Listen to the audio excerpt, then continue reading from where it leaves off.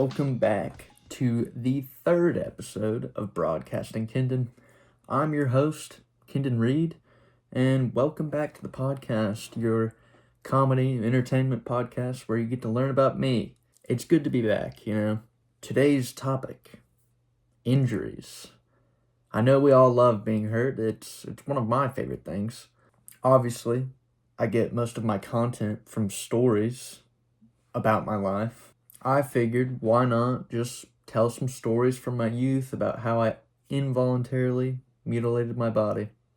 Starting off, we're going to discuss the time that I got a concussion. My first concussion was a bit of a doozy. I have a hard head, and so I hit my head a lot growing up.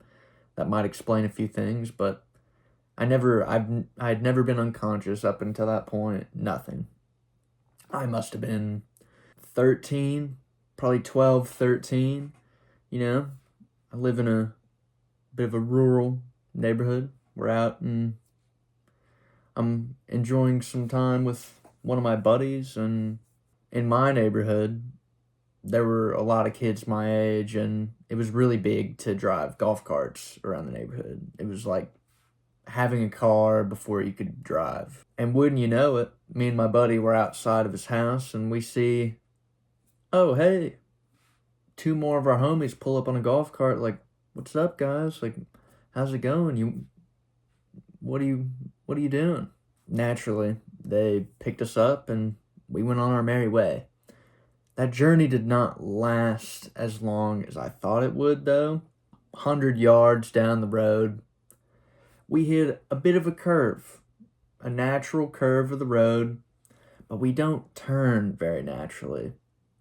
I was sitting on the back of my golf cart, and I was kind of sitting, like I was sitting on my leg, my right leg, and I used my hands on the edge of the golf cart to kind of like get up, and while I was doing that, our driver hits a little,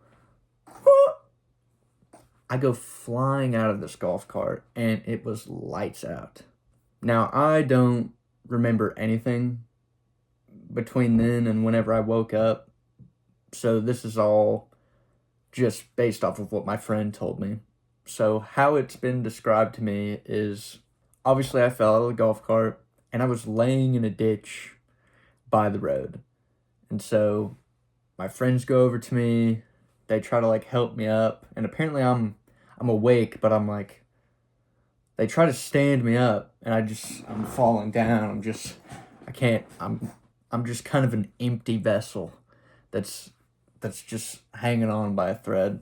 My friend who I got on the golf cart with, luckily I didn't live very far away. I live in a cul-de-sac, and he just took off. He said he sprinted as fast as he could to my front door and got my dad, and I don't know what happened after that. But I remember, again, I'm unconscious. I remember it was like I was sleeping. Like I think whenever I became aware in my head, I just kind of thought I was sleeping, and I was like dreaming or whatever. And then I kind of started going through the events of what I remember before I got knocked out, and I was like, I don't really remember going to sleep. Something's a little weird. And then I remember my vision just kind of like fading in, and I was just sitting in a chair in my kitchen with my parents, and I was like, what's going on? What's happening? I was bloodied a little bit. I had a bit of a bloody face. I still have some scars. I don't know that you can see them very well. A couple scars on my knuckles there, and I think one on my elbow. But I was all right. It was okay. Like I said, I've got a hard head. I've been hit in the head a few times, so it was nothing new. But that was definitely the hardest I've been hit.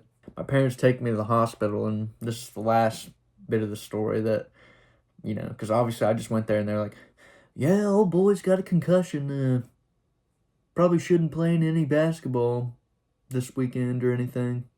So it was kind of boring, but my parents were taking me to the emergency room, and I said, oh, am I going to St. Jude's?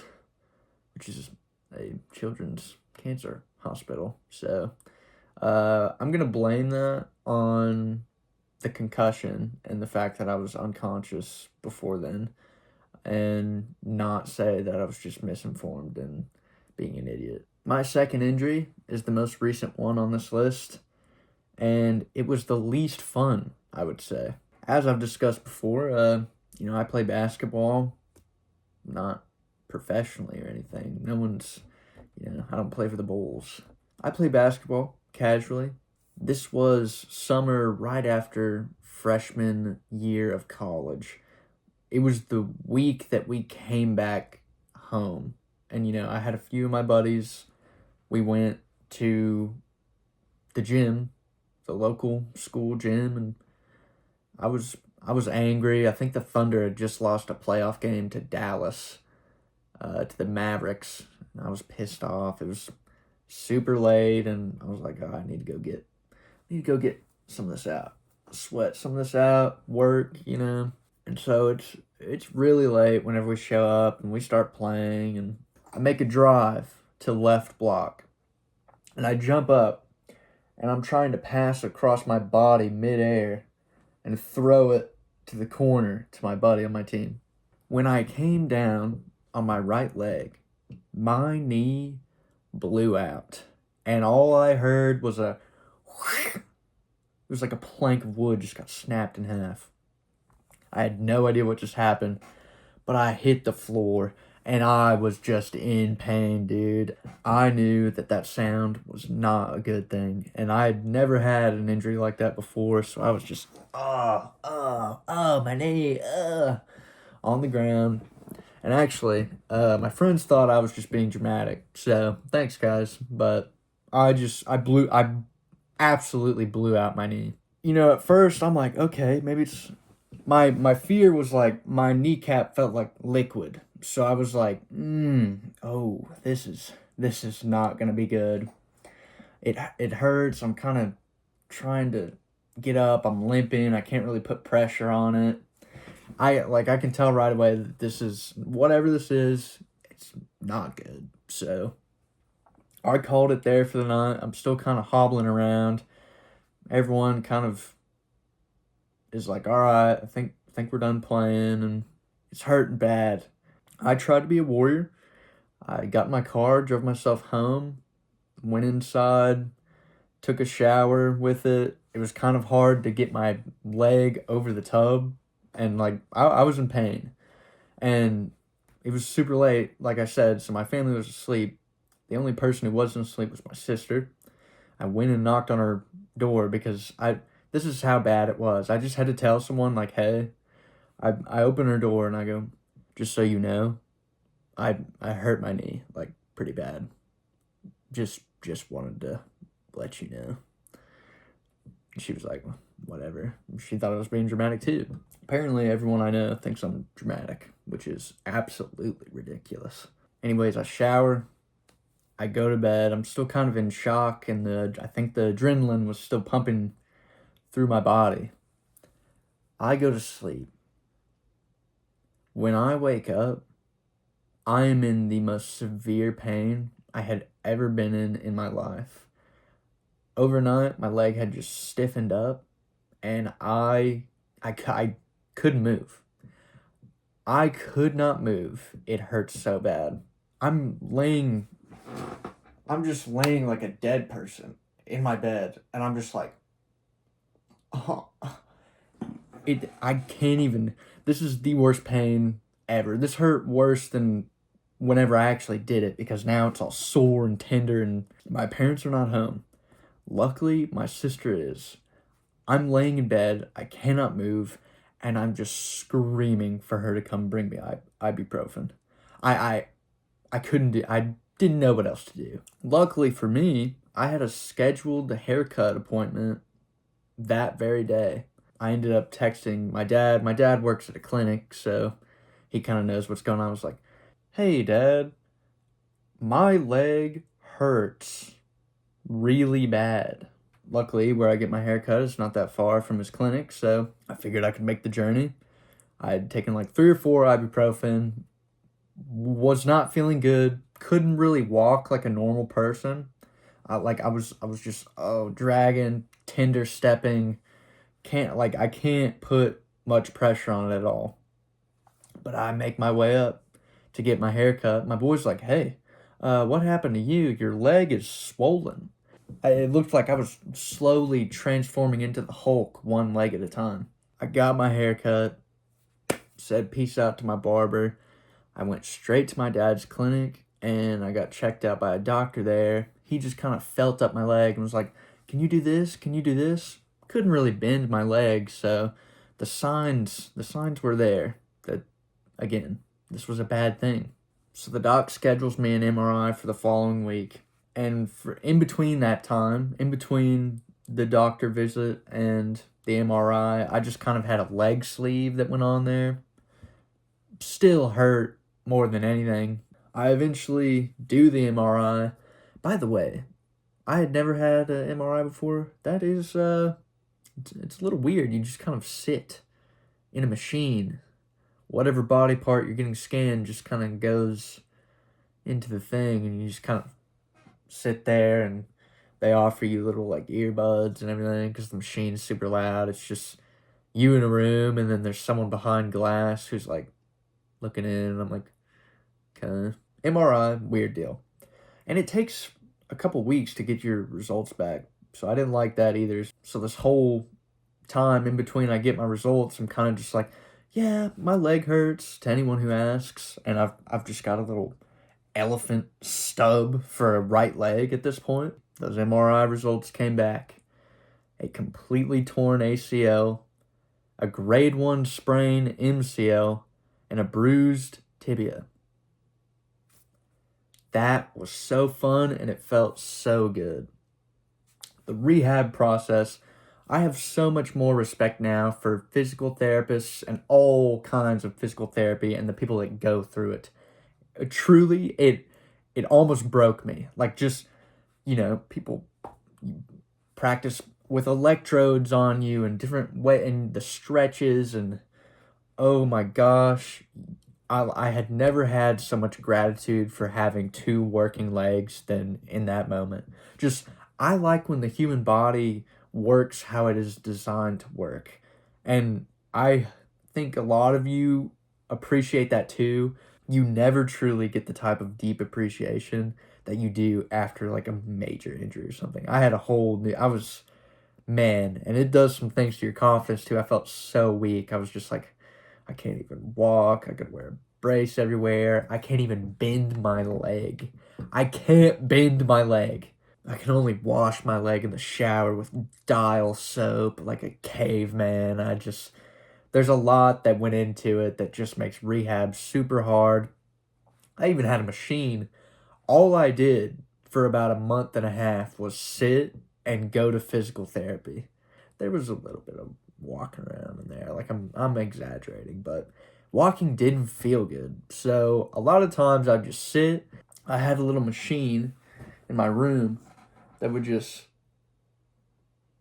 bend my leg for me automatically. It would just push my leg like that. I don't know that I've ever been quite as proud as whenever I reached like a certain degree. Like, I'd go up 5 degrees every day and be like, look, oh, my knee's bending at 95 degrees. Look at me go. Progress, progress. A lot of respect for physical therapists, man. That you guys are doing God's work. I really appreciate it. And I appreciate everyone who got me through my injury. I didn't get into the surgery that much because it was kind of boring, but basically they just took my hamstring from my right leg and made it into my new ACL.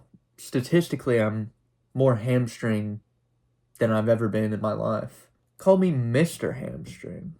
That was my experience with a major injury. That's the worst injury I've ever had by far, ACL tear.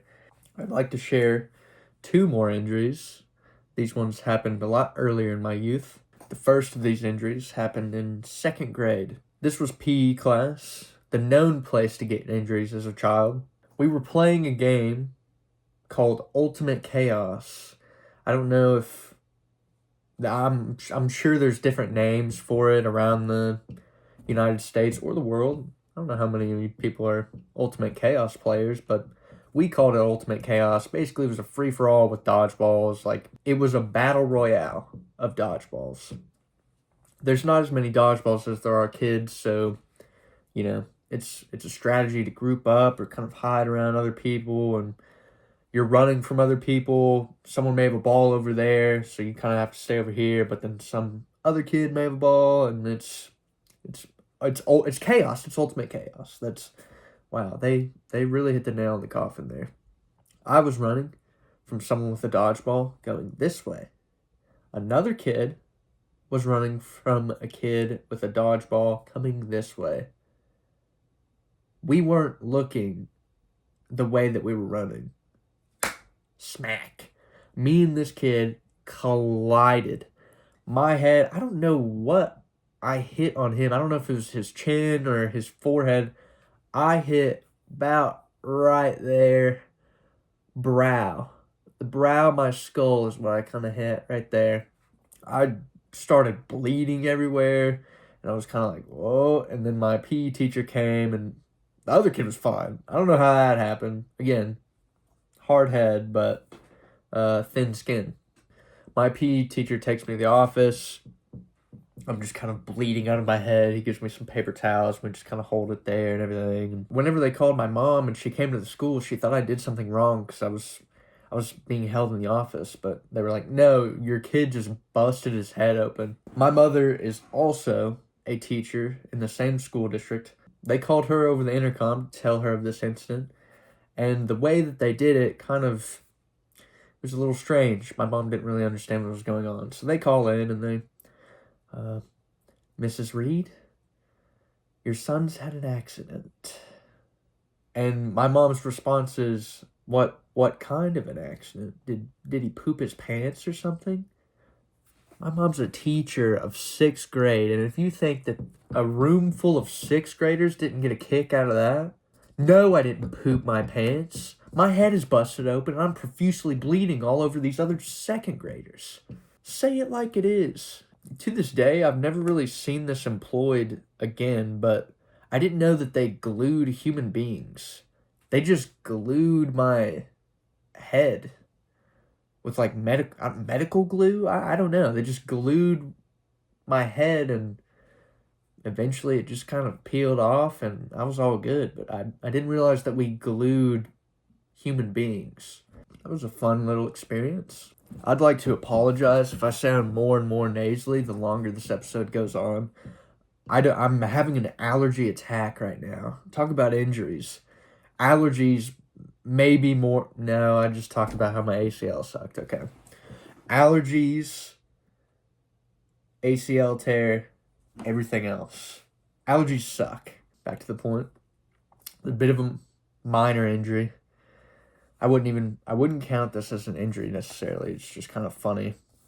I played baseball growing up, as I said in the last episode, and I mean, I think all baseball teams do this, to warm up. You go out there, pick a partner, play a little catch, a little back and forth. So I'm playing catch with this guy, and this guy was kind of notorious for throwing fast whenever you play catch. And I mean, he's throwing me beamers. We're out here warming up casually for a game. He's throwing heaters at my ass.